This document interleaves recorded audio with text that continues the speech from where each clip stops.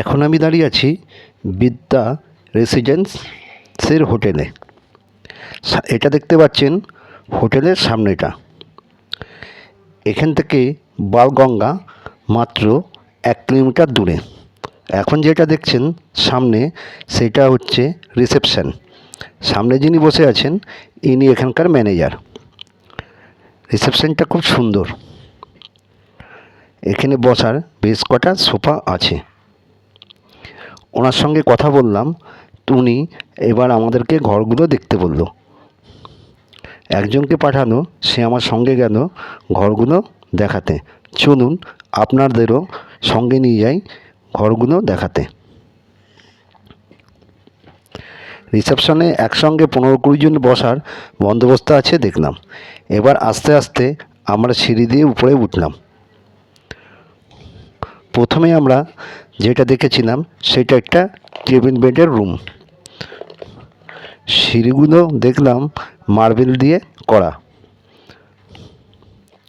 দোতলার উপরে আমাদের একটা ঘর দেখানো, কারণ নিচের ঘরগুলো সব বুক করা আছে। চলুন এবার আস্তে আস্তে ঘরের দিকে যাই। 301 নম্বর ঘর আমাদেরকে দেখালো। চলুন দেখে নিই ঘরে কী কী আছে। একটা টিভি দেখলাম, বসার সোফা দেখলাম এবং উপরে একটা পাখাও দেখলাম। এখানে আপনি এসি এবং নন এসি দুটোই পেয়ে যাবেন। এটা একটা টেবিল বেডের রুম। দেখতেই পাচ্ছেন এক জায়গায় দুটো আর এক জায়গায় একটা করে করা আছে। এখানে মোট 3 জন থাকতে পারবেন। অবশ্য আপনারা চাইলে 4 জনও থাকতে পারেন। এখানে একটা আয়না দেখলাম এবং জলের একটা জগ দেখলাম।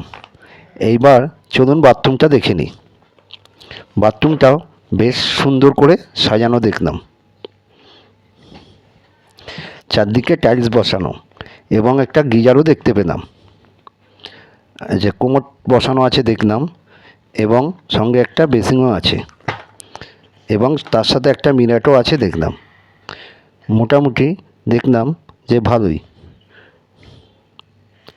এবার ওনাকে বললাম যে ডবল বেডের আপনাদের রুম আছে কি? তখন বললাম হ্যাঁ আছে। চলুন তাহলে আর একটা ডবল বেডের রুমও দেখে নিই। একটা কথা বলে নিই, এখানে সবসময় সিন অনুযায়ী ভাড়া আপ ডাউন করে, তাই ফোন করে যাওয়ার আগে ফোন করে অবশ্যই দেখে নেবেন যে এখানকার রুম রেট কত। এবার চলুন আর একটা ঘরে আমরা ঢুকেছি। এই ঘরটাও সেম দেখলাম, একটা মিনার, টিভি এবং বাইরের ব্যালকনি দিয়ে রাস্তাটা দেখতে পাচ্ছেন। এই যে দেখতে পাচ্ছেন এটা ডবল বেডের একটা রুম, বেশ পরিপাটি করে সাজানো।